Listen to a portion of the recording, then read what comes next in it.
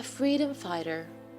I was sitting to an empty table on a chair wired with electric cables which were nothing but a bridge for the violent electric bolts to pass through to my weak body, making it quiver and shiver like a rose in the rough wind.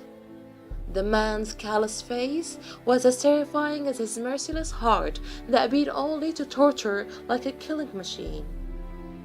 He was staring at me with his cold eyes, just like a monster stares at its prey before its brutal attack. He poured a flow of questions with his mechanical voice. What's your name?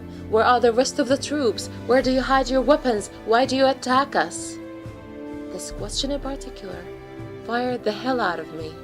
My heart was beating quickly, my eyes were wide open. Why do we attack you? Now you're the victim?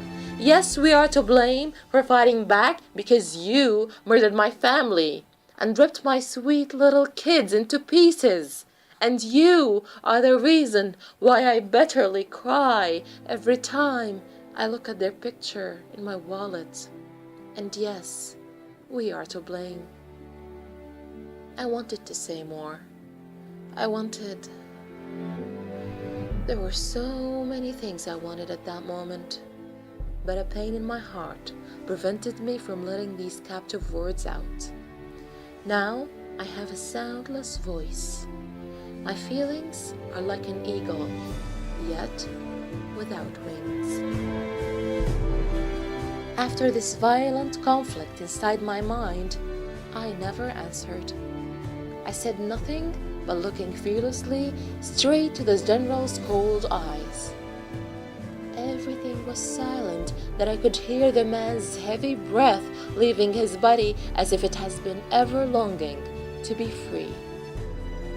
But my painful screams came shortly after I felt the electric bolts shaking my body ruthlessly, as if trying to eradicate my country out of my soul.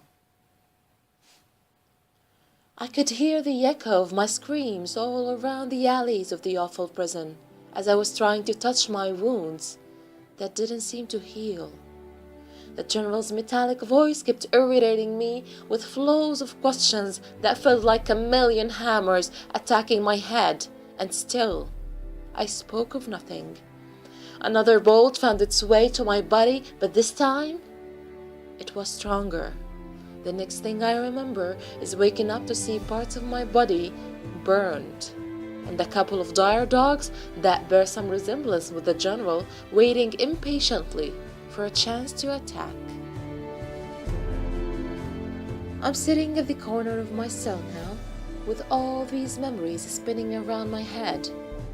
I'm hardly trying to remember this torture so that I can carve it on the bleak walls of this dismal cell. For maybe one day my last surviving son would read them on this wall and know what it really means to be a freedom fighter.